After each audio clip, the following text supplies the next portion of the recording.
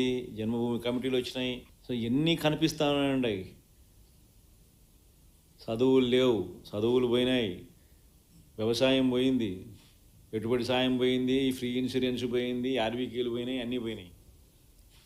పూర్తిగా గవర్నెన్స్ అంటే ఏదైతే మార్గదర్శకంగా రోల్ మోడల్గా నిలబడాల్సిన రంగాలు వ్యవసాయము, చదువులు, వైద్యము, 3 రంగాలు తిరోగమనమే. గవర్నెన్స్ అనేది లేదు. ఇష్టం వచ్చినట్టుగా దొంగ కేసులు పెట్టి రెడ్ బుక్ పరిపాలనతో దొంగ కేసులను ప్రోత్సహిస్తూ ఉన్నారు.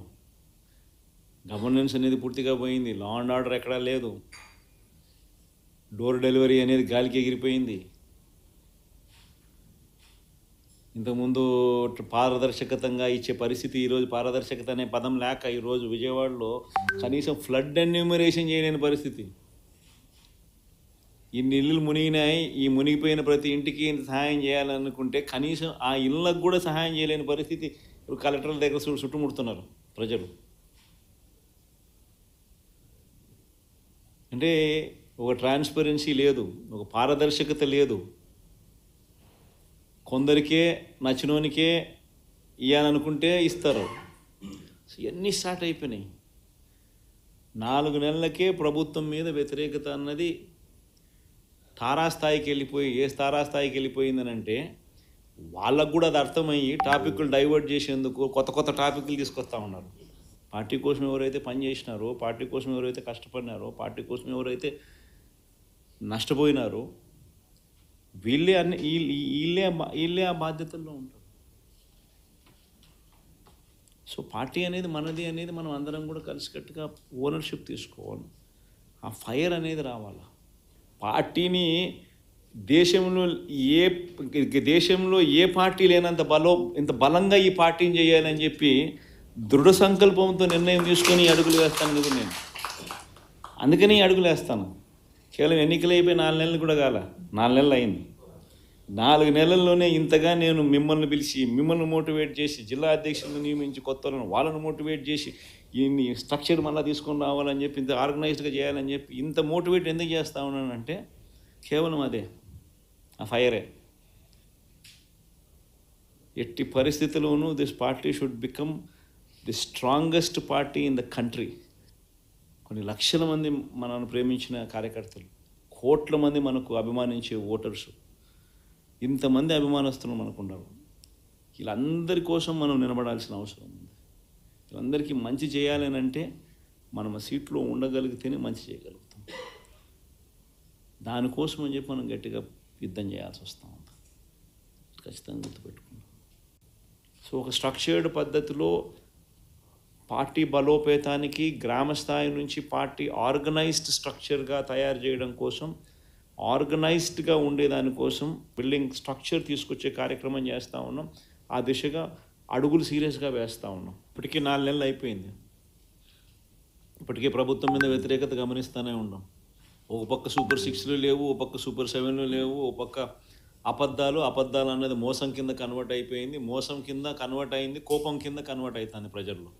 అన్ని విషయాలలోనూ ఈ ప్రభుత్వం పూర్తిగా అన్ని రకాలుగాను ఇదే రకమైన కొలాప్స్ అయ్యే పరిస్థితులకే పాలన ఉంది. స్కూళ్ళు పోయినాయి, ఫీజు రీయింబర్స్మెంట్లు పోయినాయి, హాస్పిటళ్ళు పోయినాయి, ఆరోగ్యశ్రీలు పోయినాయి, ఆరోగ్య ఆశ్రయాలు పోయినాయి, డోర్ డెలివరీ పోయింది, జన్మభూమి కమిటీలు వచ్చినాయి. సో ఎన్ని కనిపిస్తూ ఉన్నాయండి. చదువులు లేవు, చదువులు పోయినాయి, వ్యవసాయం పోయింది, పెట్టుబడి సాయం పోయింది, ఫ్రీ ఇన్సూరెన్స్ పోయింది, ఆర్బీకేలు పోయినాయి, అన్నీ పోయినాయి. పూర్తిగా గవర్నెన్స్ అంటే ఏదైతే మార్గదర్శకంగా రోల్ మోడల్గా నిలబడాల్సిన రంగాలు వ్యవసాయము, చదువులు, వైద్యము, 3 రంగాలు తిరోగమనమే. గవర్నెన్స్ అనేది లేదు. ఇష్టం వచ్చినట్టుగా దొంగ కేసులు పెట్టి రెడ్ బుక్ పరిపాలనతో దొంగ కేసులను ప్రోత్సహిస్తూ ఉన్నారు. గవర్నెన్స్ అనేది పూర్తిగా పోయింది. లా అండ్ ఆర్డర్ ఎక్కడా లేదు. డోర్ డెలివరీ అనేది గాలికి ఎగిరిపోయింది. ఇంతకుముందు పారదర్శకతంగా ఇచ్చే పరిస్థితి ఈరోజు పారదర్శకత అనే పదం లేక ఈరోజు విజయవాడలో కనీసం ఫ్లడ్ ఎన్యూమరేషన్ చేయలేని పరిస్థితి. ఇన్ని ఇళ్ళు మునిగినాయి, ఈ మునిగిపోయిన ప్రతి ఇంటికి ఇంత సహాయం చేయాలనుకుంటే కనీసం ఆ ఇళ్ళకు కూడా సహాయం చేయలేని పరిస్థితి ఇప్పుడు కలెక్టర్ల దగ్గర చుట్టుముడుతున్నారు ప్రజలు. అంటే ఒక ట్రాన్స్పరెన్సీ లేదు, ఒక పారదర్శకత లేదు. కొందరికే నచ్చినోనికే ఇవ్వాలనుకుంటే ఇస్తారు. ఇవన్నీ స్టార్ట్ అయిపోయినాయి. 4 నెలలకే ప్రభుత్వం మీద వ్యతిరేకత అన్నది తారాస్థాయికి వెళ్ళిపోయి, ఏ తారాస్థాయికి వెళ్ళిపోయిందని అంటే వాళ్ళకు కూడా అది అర్థమయ్యి టాపిక్లు డైవర్ట్ చేసేందుకు కొత్త కొత్త టాపిక్లు తీసుకొస్తూ ఉన్నారు. పార్టీ కోసం ఎవరైతే పనిచేసినారో, పార్టీ కోసం ఎవరైతే కష్టపడినారో, పార్టీ కోసం ఎవరైతే నష్టపోయినారో వీళ్ళే వీళ్ళే ఆ బాధ్యతల్లో ఉంటారు. సో పార్టీ అనేది మనది అనేది మనం అందరం కూడా కలిసికట్టుగా ఓనర్షిప్ తీసుకోవాలి. ఆ ఫైర్ అనేది రావాలి. పార్టీని దేశంలో ఏ పార్టీ లేనంత ఇంత బలంగా ఈ పార్టీని చేయాలని చెప్పి దృఢ సంకల్పంతో నిర్ణయం తీసుకొని అడుగులు వేస్తాను నేను. అందుకని అడుగులు వేస్తాను. కేవలం ఎన్నికలు అయిపోయి 4 నెలలు కూడా కాల, 4 నెలలు అయింది. 4 నెలల్లోనే ఇంతగా నేను మిమ్మల్ని పిలిచి, మిమ్మల్ని మోటివేట్ చేసి, జిల్లా అధ్యక్షులను నియమించి, కొత్త వాళ్ళను మోటివేట్ చేసి, ఈ స్ట్రక్చర్ మళ్ళీ తీసుకొని రావాలని చెప్పి, ఇంత ఆర్గనైజ్డ్గా చేయాలని చెప్పి ఇంత మోటివేట్ ఎందుకు చేస్తూ ఉన్నానంటే కేవలం అదే, ఆ ఫైరే. ఎట్టి పరిస్థితుల్లోనూ this party should become the strongest party in the country. కొన్ని లక్షల మంది మనల్ని ప్రేమించిన కార్యకర్తలు, కోట్ల మంది మనకు అభిమానించే ఓటర్స్, ఇంతమంది అభిమానస్తులు మనకు ఉన్నారు. వీళ్ళందరి కోసం మనం నిలబడాల్సిన అవసరం ఉంది. వీళ్ళందరికీ మంచి చేయాలని అంటే మనం ఆ సీట్లో ఉండగలిగితేనే మంచి చేయగలుగుతాం. దానికోసం అని చెప్పి మనం గట్టిగా యుద్ధం చేయాల్సి వస్తూ ఉంది. ఖచ్చితంగా గుర్తుపెట్టుకున్నాం. సో ఒక స్ట్రక్చర్డ్ పద్ధతిలో